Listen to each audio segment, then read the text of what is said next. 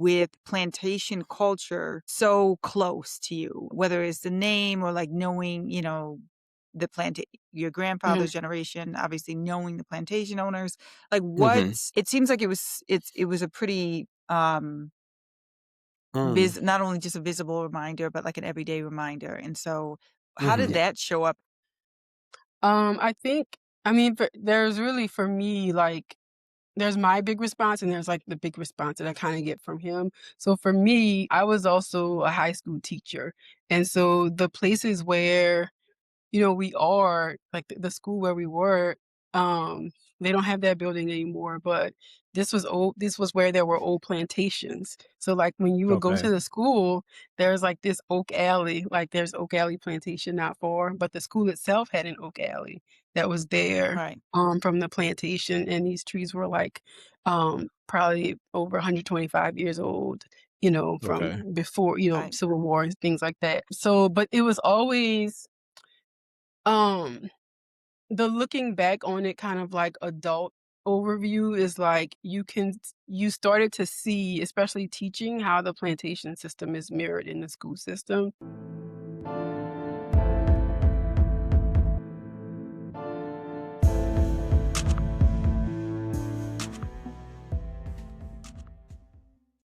Hi, everyone, and welcome to the 5th season of In the Telling, a global Black family podcast. I'm Miranda Mims, and I am joined by my wonderful co-host, Stephen G. Fullwood, and we are the founders of the Nomadic Archivist Project. And NAP is a grassroots-driven effort to protect and celebrate Black material culture. We focus on flexibility and local knowledge over standards and ideals of perfectionism. Our guest today is Erin Scott. Erin Scott is a native of Lutcher, Louisiana.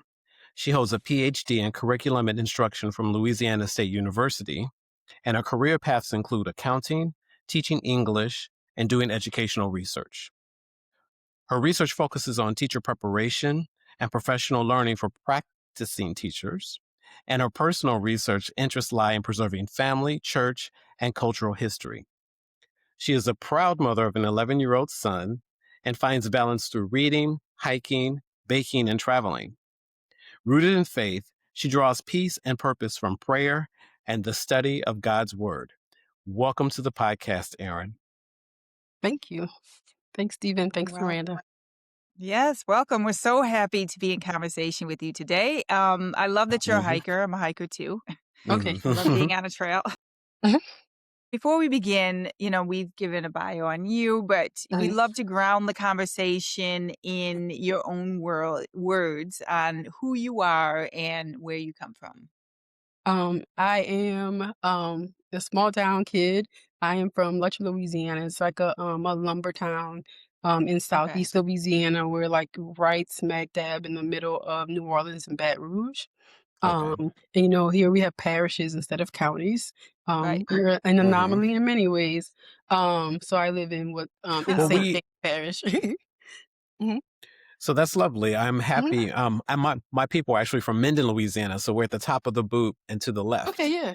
And so Okay. I've been to Louisiana and to Louisiana several times, and so I'm sure I've passed by your town, drove past it. If you look at it's called the Persac map, one of the old Persac maps. Like we're right on the river, on the Mississippi River. So, Okay. the maps show how the land was just essentially divided for plantations. There was one next to the other, all the way down on the West Bank and the Oh, East Bank. So that's sort of that's where hmm we are in that area. And this used to be what I think people would consider a floodplain. Because when the Okay. Mississippi okay. River would flood every year, it would just like the Nile and all the other ones. But Right. now, we have this snaking levee, that's on both sides of the river, and so it doesn't flood anymore. So people live like Okay. right up to, um, yeah. Oh, wow. Wow. And So, how large is your town? How many people? What's the population like? I think we have maybe 6,000 people tops, but Whoa, hmm it might be that's teeny significantly. tiny. Yes, it's very like the entire parish has under 20,000 people. okay. Got it. Yes, Okay. and and most of that area is unincorporated. We only Okay. have Oh, okay. two towns with mayors right next to each other. Everything else is just parish. Oh, So wow. if a town is or if an area is unincorporated, how do people have, representation, political representation? It's through they'll go Do you through the know? parish council and the, parish Okay. president, yeah. So Okay. we have town government, so we pay town taxes and parish taxes, but everyone else who's either outside of Lutcher or Gramercy, which is the next town, they get all their utilities and things through the parish. Got it. Mm, okay. Interesting. And so you reached out to us because you wanted to share a story about your grandfather's stories as a younger Mhm, person, an adult in Southern Louisiana, yeah. about moving from sharecropping to land ownership. And so Mhm. tell us a little bit more about your granddad. My grandfather's 90 years old. He is a Baptist preacher, a retired Baptist preacher. He was a pastor of our church for 41 years, before Mm, he retired. And he's from the next town over to the west. That is called mm-hmm. Paulina, Louisiana. And so Okay. it's like Paulina, Letcher, Gramercy. And then, but those names, there are a lot of names that don't have zip codes, right? Oh, But those names are from the plantations. So okay. you'll hear Mm. Hester. Hester doesn't have a post office or zip code, but that's where a plantation was. You'll Oh, I see a see. lot of Mm. places in the next town, that are called like Golden Grove. Golden Grove was a plantation. Um, Mm, so a lot of the uh-huh. names still kind of linger. So even though they might say, "Oh, this is Paulina," it's actually, it's a bunch of those different little places, all Right. put together. Yeah. Okay. He was born in 1935. Mm-hmm. And a lot of times, like when, people would be born, they would typically like it around that time, they would have been born on an old plantation. Mm, He wasn't. I don't. He was not. I think. Well, he was because at mm-hmm. some point when they were still like, when they were growing up, they would pick for a few dollars a day or some pennies a day, depending on if you were Okay. grown up or a child, and then when they got older, opportunities opened up in New Orleans, so they could, a lot of men around here, they ended up going to work for New Orleans Public Service, and that was Mm-hmm. one of the first times there were, high-paying jobs for Black men, and so even though Mhm. I mean, it's an hour drive now, and, in 2025, so when he was a young man, Yeah. they were going Mm-hmm. to New Orleans every day. You would catch a ride with somebody, you would carpool, whatever, and so when they started getting those really good jobs, the farm owners, I guess they kicked them all off because now they had these good Mm. Mm. jobs, they weren't picking anymore, so they were like, "Oh, y'all have to be off by tomorrow." Oh, So that was wow. kinda like, that sort of trajectory, but at some Right. point, his family actually had land. I Mm-hmm. think he has, like, 14 of them, brothers and sisters. Mm. And they had, like, a horse, and Hmm. Mm.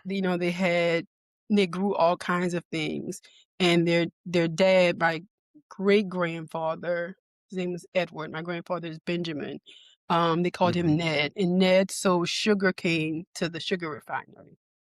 He didn't Okay. have a huge farm, but, like, if you I did kinda glance at the census records over the summer, and so if Mhm. you can tell, like, when you're reading and you go down the names, they're all people's whose grandkids and stuff, you know, they're my Right. contemporaries or whatever. So when you go Mhm. down the record, you see a lot of people were renting. Um, Okay. a lot of people were renting, and then this was one of you could see where my great-grandfather's name was. They owned the house, and they would give the value. So the house was valued at, like, $300.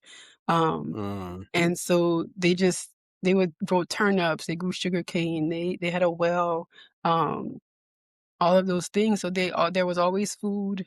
There was never any, like, threat of, like, getting, like, kicked off. You could see that they worked. Like, most of the men worked a certain number of weeks per year, like Mhm. my Mhm. great-grandfather, and that's probably when they were usually picking, and Okay. I think it implied to me that everything else was sort of like, subsistence. Like, you farmed, you had Mhm. a cow, you had a pig, those types of things. And they were usually like Mhm. when they were younger, they had to milk cows and they had chickens and things like that. Okay. What in I don't know if your grandfather spoke about this or members in Mhm, your family spoke about this, or even this is something that has shown up a lot in your life. mhm, What was it like um, growing up with plantation culture so close to you? Whether it's the name or like knowing, the plant your mhm, grandfather's generation, obviously knowing the plantation owners. Like what Mhm. it seems like it was a pretty Mm. not only just a visible reminder, but like an everyday reminder. And so how did Mhm. that show up? I think, I mean, there's really for me, like, there's my big response and there's like the big response that I kind of get from him. So for me, I was also a high school teacher. And so the places where we are like the school where we were, um, they don't have that building anymore, but this was where there were old plantations. So like when you would go Okay. to the school, there's like this oak alley, like there's Oak Alley Plantation not far, but the school itself had an oak alley that was there Right. from the plantation, and these trees were like probably over 125 years old, from Okay. before, Right. Civil War and things like that. So but it was always um, the looking back on it kind of like adult overview is like you started to see, especially teaching, how the plantation system is mirrored in the school system. Um, Okay. and then kind of Okay. how things work. So as an adult, there was a little more clarity to it. Mhm. Mhm. And Mhm. then I visited a few of these places.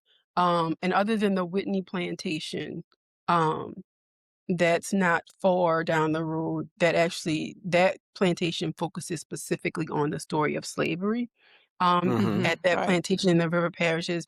The others, they just kinda glorify plantation life, but Okay. each Mhm. one is different. So Oak Alley was more about, "This house is so beautiful," but they don't talk about, like, Mhm. how it was built, who built it, and then they actually reconstructed slave cabins because Right. they thought of it something that would attract more people. But Like a also what tourist we attraction. Yes, because Okay.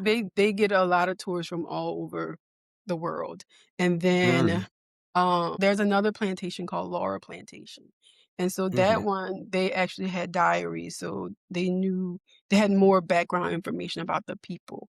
And Okay. so what we did find out at that one, the slave cabins were still there, but people were living on them up until 1980, like the early 1980s. People were Oh, still living wow. in and so they had electricity, but they didn't have, like, indoor plumbing, so, Right. Mhm. um Right. and so it's always like you have to drive past them. There are signs for them everywhere, and then I think as an adult, you can clearly see how it's mirrored in the culture here, Mhm. and as a Mhm. child, you have more, like, of a sense of it. Because it's the way adults talk. Um, Mm. Black people versus white people. Right. And then we learn about slavery and these different things. So as I think when Mm. you're younger, it's a little more nebulous, and when you get older, you start Mhm. to really you can quantify things and name things. Um, and it is overall, I think it's I don't know if it's like that for everybody, but like for me, always felt like oppressive. And as I got older, like as a teacher in the school system, Mhm. like, you could just really it was interesting. You look at the way people who are in supervisory roles, Mhm. interact with teachers and students and things like Right. that, and so you can see Mm. it's sort of like these things don't go away, they're carried down through generations Right. because Right. families talk Culturally. and things like that, and so Mhm. there are these cultural things, that come up, and so, people talk about microaggressions. There's the microaggressions. There's the um, racist policies, and so we are also in a context where um, the deseg order for the school system from 1965 Mhm. had never been cleared. I don't Oh, know the current okay. status, but this is my first cousin's grandmother. We have the same grandfather. Their grandmother by their mom, she was the person who was named in the suit, the deseg suit. Okay. here. Her name is Mamie Davis. Well, she passed Mhm. some time ago, but so that's the culture that we're in. And you would have like things like dress code policies with teachers at the door with pink slips waiting. When you walked in the door, if your shirt was untucked, they would write you up. And this was Mm. like not very long ago. Since I've Right. been Mm. teaching in the school system. So it's all these little oppressive Mhm, things. mhm, mhm. And so when the Department of Justice was running the data, prior to, like this administration, you would say, oh, there were 775 dress code write-ups in the fall semester. Mm. 680 of them were black children and the Mhm. other ones were white children. Like, Wow. Yeah. and it's the Yeah. same thing with suspensions and expulsions and, Mhm. things like that. And so you just, for me, I always just saw it mirrored, I in the see. way things operate around here. Um, Right. Mhm. and my And that grandfather makes oh, go ahead. Yes. yeah, no, that makes sense. Yeah, and I was curious about, like, if your grandfather because, like, if he had stories that he passed down to you about, like, his parents or his Mhm. grandparents who would have been really deeply affected by, obviously, Mhm. slavery, and if that showed up for him or if that was something that he didn't talk about, and, had a different way of sharing those kind of family stories. Growing up, when I was growing up, like as a child, if I heard a story from him, it was something he was using to illustrate a point when he was preaching. So we Mhm. didn't get a lot of it. But Mm, the way I started getting stories from him was maybe, mm, 15 plus years ago. I was away Okay. on vacation, and while I was gone, the house burned down. Um, Oh. oh, and no. so I went to when I got back, I went to sit with him, and he told me how he built the house. And then he Mm. started Wow. telling me other stories. And so Okay. that house, was not in Paulina, it's in Lutcher because when he grew up and got married, he moved to Lutcher. And I was so, gonna Okay. ask that. Mhm. to sort of backtrack on that house, when he was building the house, he couldn't afford to just go to the lumber store and buy, like, materials. So what he would do is he would get paid to, like, demolish old houses, and then he would break down the Oh. materials. And so it's a brick house because my dad and all the kids up and down the street got paid to well, my dad and them getting paid, the other kids got paid. They had to clean the bricks off those Mhm. older Okay. houses. And so that's how he got the materials for the house. And then his brother, one of his younger brothers, built a house like 2 lots down on the same street. And, but because my grandfather, he was also a carpenter by trade. He had a home improvement business and they would do Mhm. remodeling. And Wow. Okay. the house we live in now, my grandfather, my dad, and my dad's brothers and uncles, and they built this house too. Oh, Um, wow. and so we're a few streets over from them. Um, Okay. but he would always add on to it. So he was constantly In what Mhm. adding. year did he what year did he build the house, your grandfather? I'm not sure about the year. That's one of the things I'm really wonky on is his timeline of like when those Mhm. things Okay. happened. But I would say he's 90 now, is probably in his 20s. Oh, Um wow. like Okay. Okay. early mid 20, well, maybe right closer to 30, because I think my dad and them were like more middle school when they moved from Paulina to Lutcher. Okay. Um so maybe closer to 30 when he did that. Okay. Yeah. Okay. So he began telling you these stories as an adult for the most Yes. part. And then I Okay. would just go and sit and talk to him, and he started telling me how he built that house, which made it really Wow. sadder, like, because Mm. we grew up in that house, like, just we went over there every day after school, we spent the summer over there, and Yeah. then even when my parents were adults, everybody lived at their own house, but, I think in the early '80s when there were all those layoffs and there was a really bad recession, like, my dad got Mhm. laid off, so everybody went back to work at the home improvement business. And Oh, so okay. they will go Okay. work together, and then when they get home, like, all the adult children ate there. And so, Mhm. we were Yeah. there, like, just every day, every evening, and then that's when they would scoop us up and take us home. So, from there and then he started telling me other things, and so, he grew up as a child in a segregated South. Um, I can't think of how many miles they had to walk to go to school, but, they had a one-room school. Mhm. They live on a street that's called the Ben Lane. And in the Ben Lane it's in Paulina. It's a narrow little street. If you come to like where we live in Ledger too, you can see on the side of town where all the Black people live, the streets are very narrow. Mm. The other side of town, the streets are wider. Um, Okay. and then the materials that they're made with are different. And so that street is like just a very narrow street. You pass one house and you have to go over a railroad track, and then it kind of Mm. splits into two streets.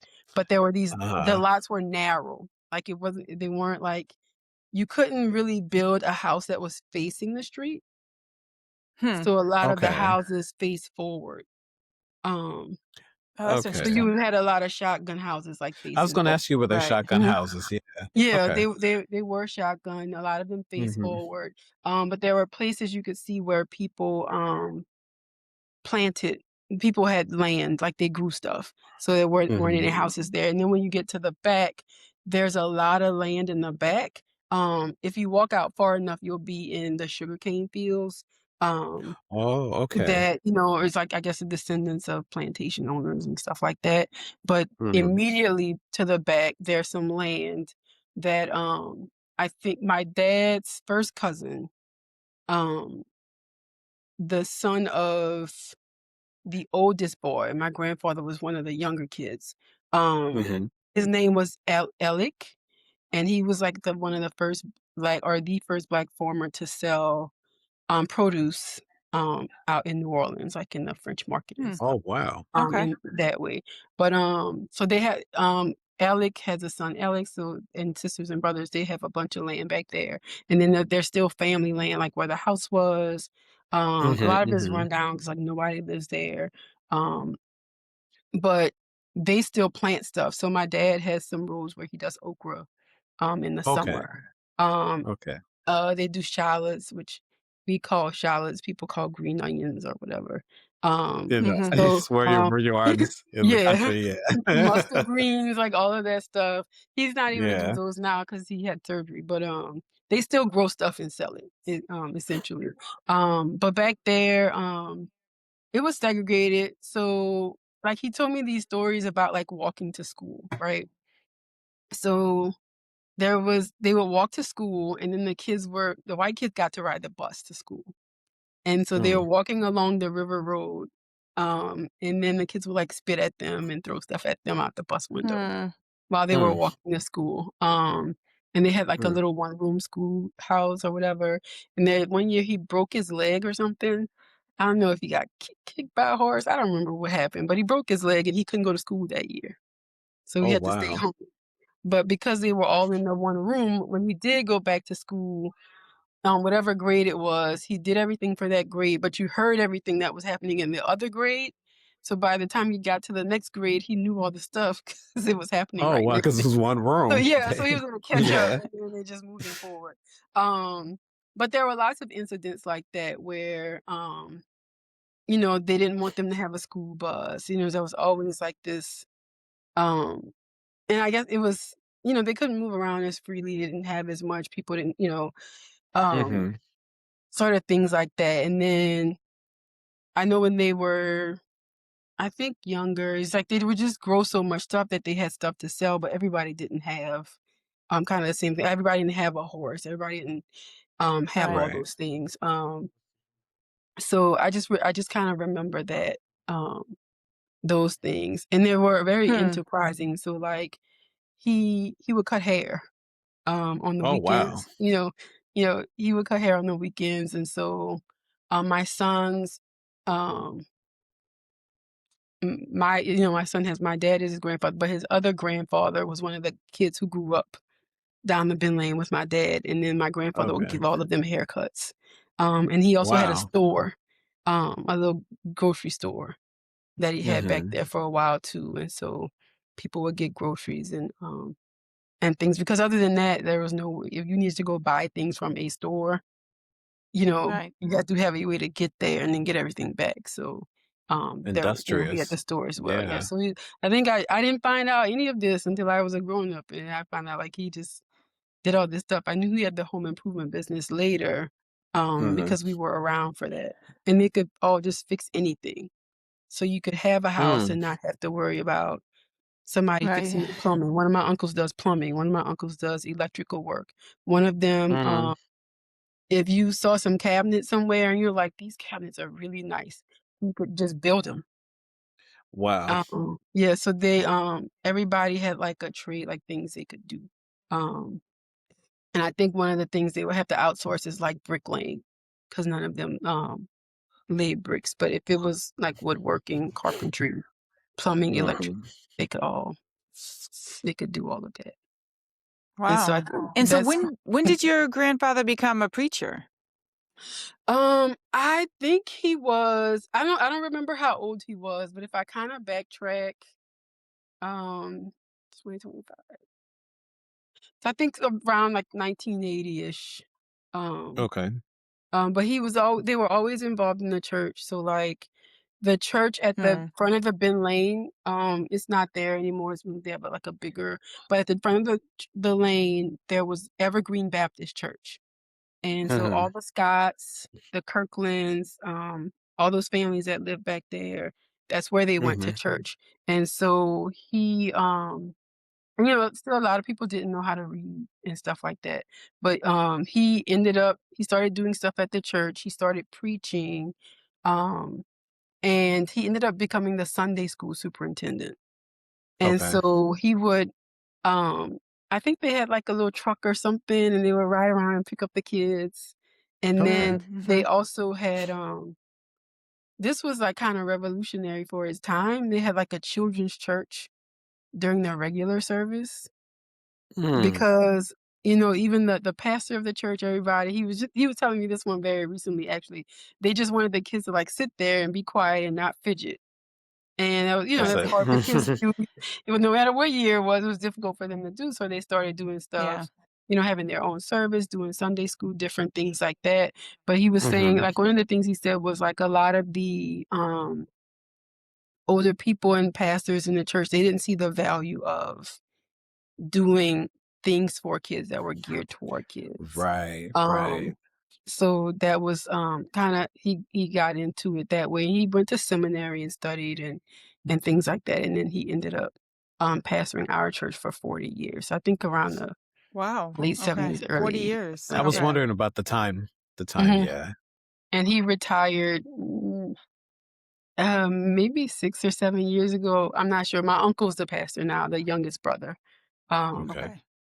and so, but yeah, he was a pastor for a really, really long Wow. time. Yeah. But Did he that's start how in his mhm. 50s? He's about 40, 50 years old when he begins preaching then? Yeah, so I think he was like early 80s when he stepped down. Mhm. And then he was a pastor for 41 years, but he started Mhm. preaching before that. Um, Right. Okay. So in the so 40s, it, 40s. yeah, so his the 41 years was at the one church where he was assigned, and then before that, he was at his home church, Okay. doing things there, Got it. like Okay. yeah, as like a Mhm. mentor or what have you. But, I think just all of the things they learned, because that's how they added on to like I told you, they were always adding on to the house.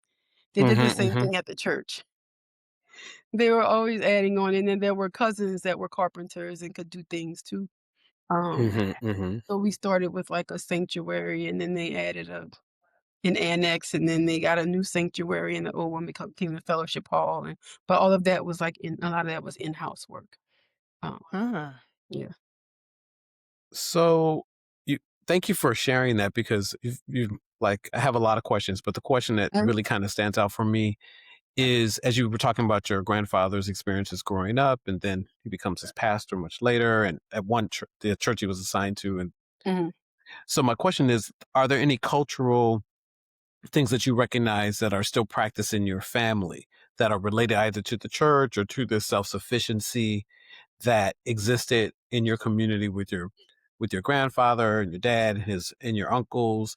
Are there any cultural activities you guys still practice today that are part of the family lore? I think for a while we really didn't because then Mhm. everybody had like regular jobs. Right. And so we kinda went away from that, but, I do remember, my dad can garden, like, I guess more Mm. farm garden somewhere, in there, and so they would have these, how you have cooperative extension, um, Yes. Mhm. so he would enter the competition every year, and he had gotten some awards, Oh, for, like, nice. small, medium gardens, that we had in the backyard.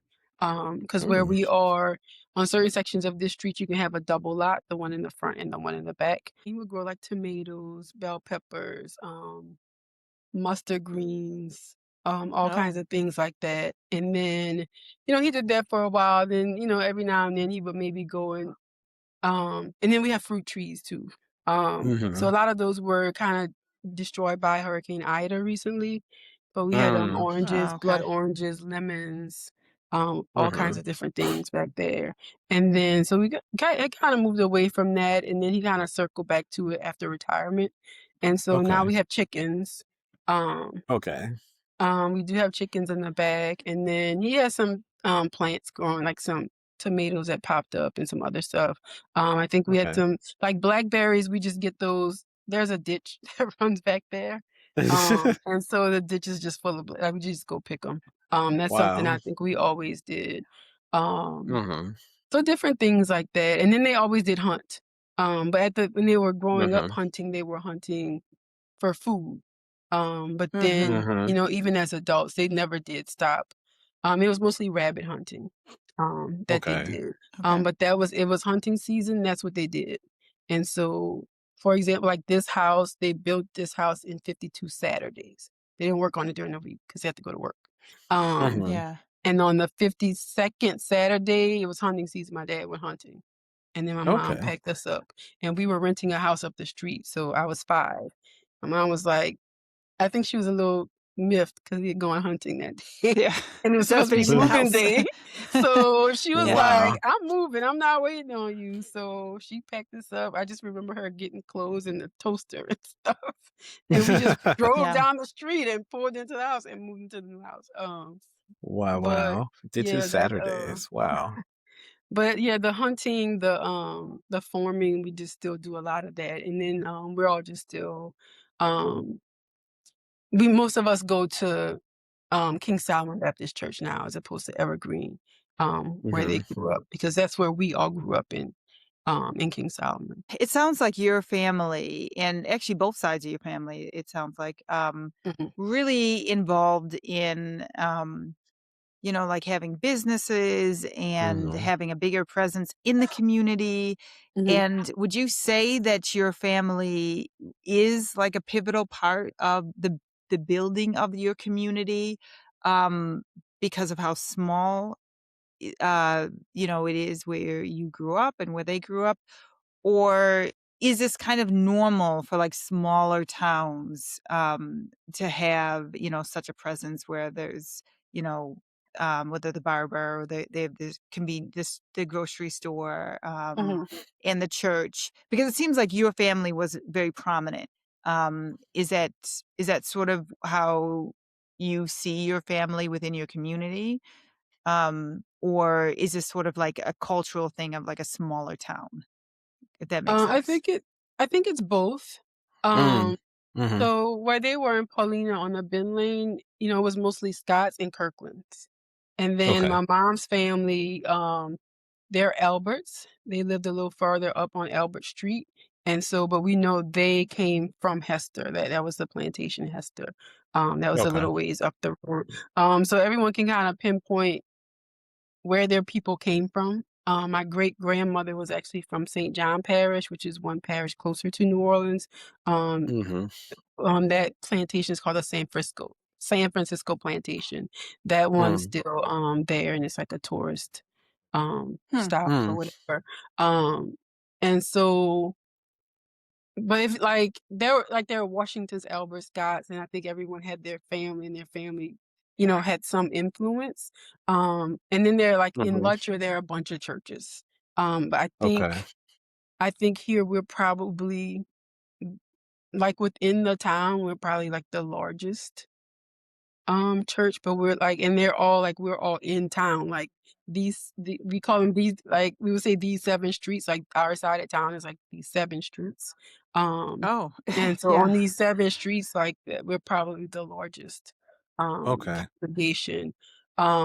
And then so I think so we also have a Central Union Missionary Baptist Association of local churches in the river parishes.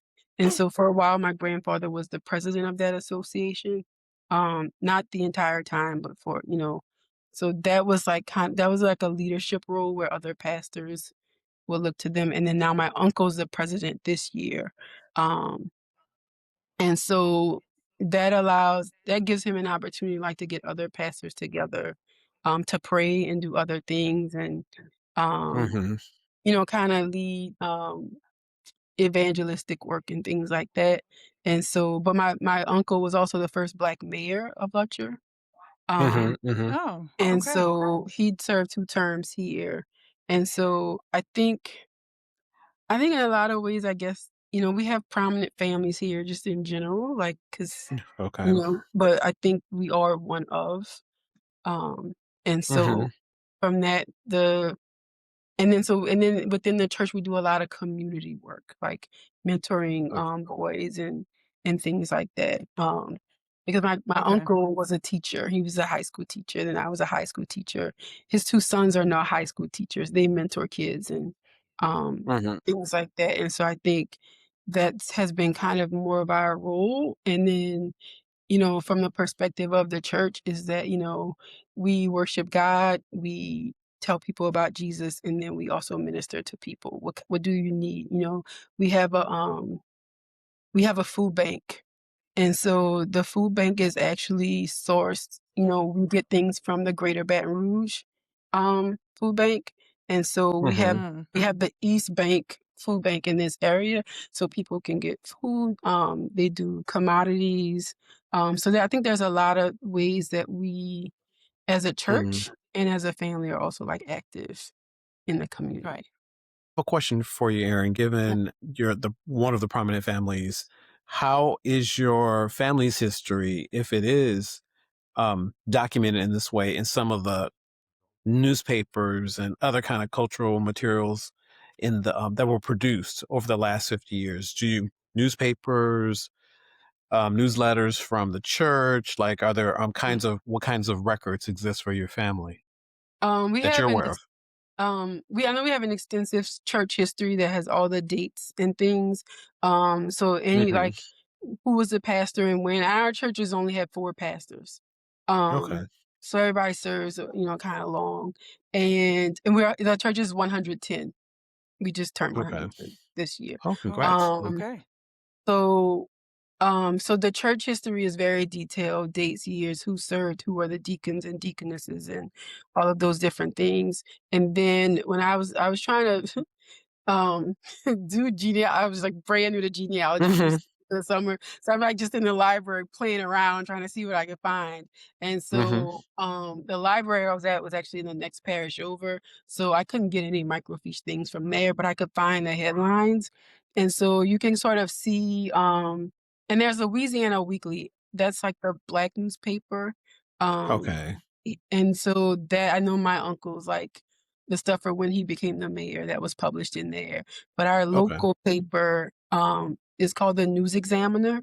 And so you can Hmm. see all the headlines of different things. So my dad's older brother played sports. My mom and her sister got a lot of academic awards. And then we had a lot of Okay. family members that like went to Vietnam and different Hmm. things like Hmm. that. And then Oh, anytime you have the um the minutes from the town meetings from the town Yeah, council, those just are all curious. in there.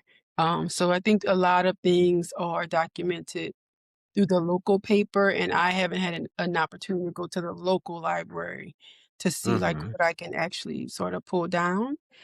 Hmm. Um, Hmm. and then you can also they usually publish the names of everyone in graduating classes, and Okay. things like that. So yeah, the church history, the local newspaper, Hmm. and then other than that, it's kind of like what we tell each other, things. Okay. Well, that was actually going to be my follow-up because I know your grandfather now has been sharing a lot of stories with you. And so how have Mhm. you been documenting those shared stories? Um, I like a couple of times I think I'm trying to record you, but I just couldn't get it to work that day. I'm just trying to use voice memo on my phone. So I kind of just Mhm. started jotting down some notes, and I think that was one of the things that made me nervous today was I felt like I hadn't written enough of it down. Oh, And okay. then so because there are all these little things like he was standing outside one day and some white kids passed in the car and they were just driving and yelling the N-word and all these things. And he Mm, said in his heart, like, when they passed, he, like, wished something bad would happen to him. And they crashed. Mm. The car crashed, and there was a fire and everything had to get pulled out, and he said he never after that, he never again, like, Mm. felt that way or thought that way about somebody because he just felt like that kind of stuff has power, and as much Mm. right. as people have done, like, evil things to you, you don't wanna, do that, so I think he has a lot of those little stories, and I just try to, like, make notes and jot things down, then I get overwhelmed and I stop. Um, Yeah. yeah, I think I'm going to have to, I started typing some things up, and I'm gonna have to probably, keep doing that, Okay. yeah. Because those are ones I know they're not written down anywhere. And Right, right. yeah. And it sounds like he doesn't share them much. So to be able to have those stories and to share them with your family, with your son, with Mhm, other people in the family who may have not have heard them would Mhm, be yeah, mhm. really powerful. mhm, Yeah. Well, it's great though that he is confiding in you, and it is good Right. that you are interested in his mhm, stories and doing this work. So that's really amazing.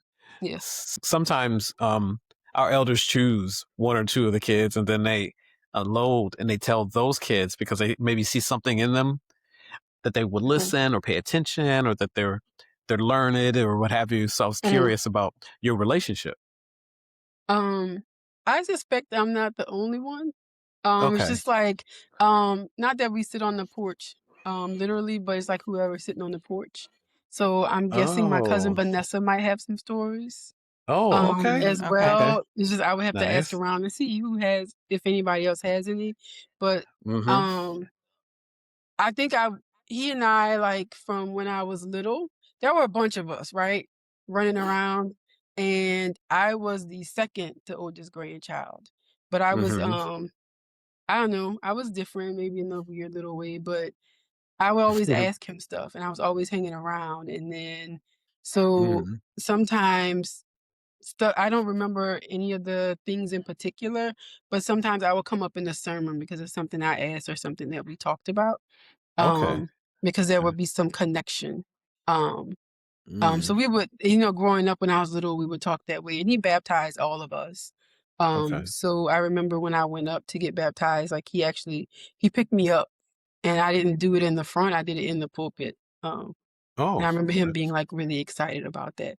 Um, but I think we were all always, like, kinda hanging around, but I think I was out of my, peers, all my first cousins, I think I was the one that was always kinda curious and asking him stuff because we really orbited Mhm. around my grandmother, Okay. um, a lot, but, if he was doing something, I was asking, like, "What are you doing? What's this?" I would ask obvious questions that I knew the answer to because I just like to talk over people. So That's yeah, I pretty think it's awesome. if you're sitting around, hanging around, he'll tell you stuff. Um, All but right. I don't know Okay. that a lot of people kinda sit down and hang around for that. Right. Okay. Mhm. Well, thank you so much for sharing your story about your grandfather and about where you grew up as well. Mhm. Anything you want to leave us with, our listeners with? I think, where you have a chance to sit down and listen and talk and ask questions, you should do that. And then for myself and for anybody else to just try to document those things so you have them Mhm. written down as part of your family lore. And yeah, that's pretty much it. It was kind of fun to talk about all of it. Um, kind of lay it out Freaking for someone else. we appreciate it. We definitely appreciate your Yeah. candor and sharing your parts of your grandfather's story with us and with our listeners. So thank you. Thank Yeah. you. Thank you. Hey everyone, are you interested in archives but don't know where to start? Well, maybe you will enjoy NAP's Kickback. Every other Tuesday, Miranda and I, and sometimes with special guests, have a conversation over a live stream about the basics of archives in a relaxed space. You should check us out. Previous live streams of NAP Kickbacks are now available on our YouTube channel, Nomadic Archivist. Join us every other Tuesday to be in community with us. This is also where you can find this and previous seasons of In the Telling. For more information about NAP, sign up for our newsletter, go to our website at nomadicarchivistproject.com.